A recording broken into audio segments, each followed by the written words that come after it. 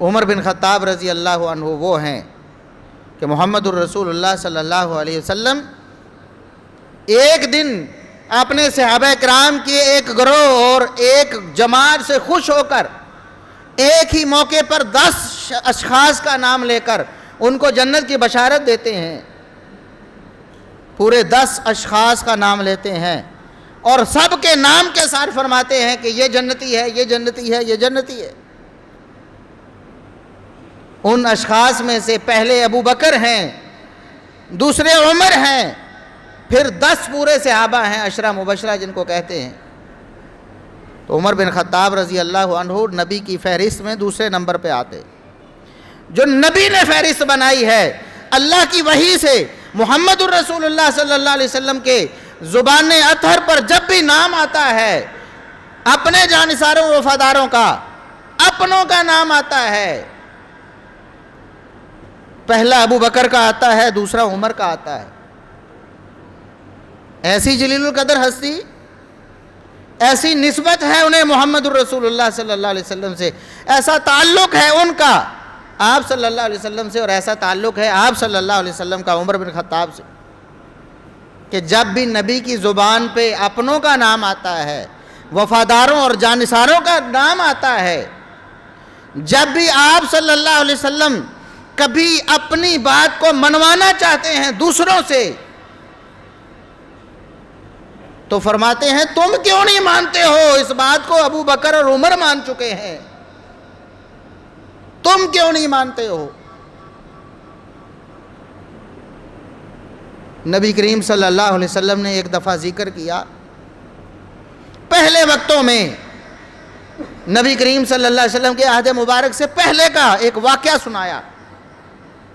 فرمایا ایک گائے ایک موقع پر اس کے مالک نے اس پر سواری شروع کی، اس پر بوجھ لادا۔ گائے نے بول کر کہا لم اخلق لہذا، اللہ رب العزت نے مجھے بوجھ اٹھانے کے لیے پیدا نہیں کیا، میرے اوپر بوجھ لادا جائے؟ خچر ہیں، گدھے ہیں، گھوڑے ہیں، ان پر عموماً بوجھ لادا جاتا ہے۔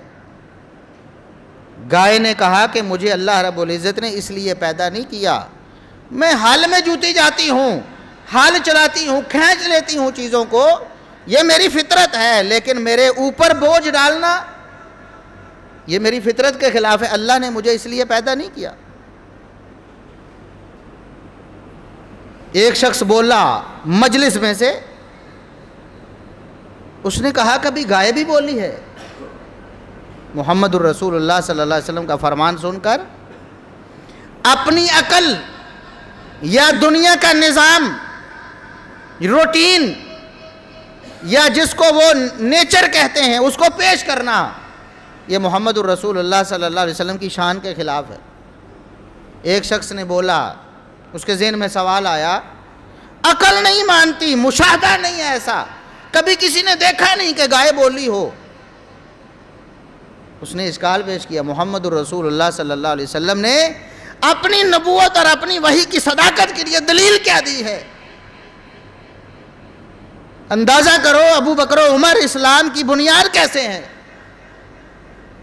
محمد الرسول اللہ صلی اللہ علیہ وسلم نے اپنی جو نبوت ہے، اپنی حدیث ہے، اپنا فرمان ہے، اس کو سچا ثابت کرنے کے لیے دلیل کیا دی؟ فرمایا تمہیں اعتراض ہے میری اس حدیث پر، میرے اس فرمان پر، میری بیان کی گئی اس خبر پر، جبکہ اس بیان کی گئی خبر کو میں بھی مانتا ہوں، ابو بکر و عمر بھی مانتے ہیں۔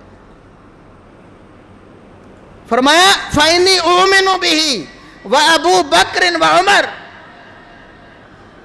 بھائی گائے کے بولنے کے واقعے کو میں بھی مانتا ہوں، ابو بکر و عمر بھی مانتے ہیں، تم کیوں نہیں مانتے ہو؟ سبحان اللہ، جس چیز کو ابو بکر و عمر مانے، محمد الرسول اللہ صلی اللہ علیہ وسلم فرماتے ہیں اس کے شبہ، اس میں کسی شبہ کا کوئی دخل نہیں ہو سکتا، کوئی گنجائش نہیں ہو سکتی۔ عمر اسلام ہے، عمر اسلام کی بنیاد ہے، عمر ہمارا عقیدہ ہے، عمر ہمارا ایمان ہے، ہم ایسے کسی دین کو نہیں مانتے۔ ہر اس دین جس میں عمر نہیں ہے، عمر کا احترام نہیں ہے، عمر کا ادب نہیں ہے، جس میں عمر کا اعتقاد نہیں ہے، ہم اس دین کو ہم کفر سمجھتے ہیں۔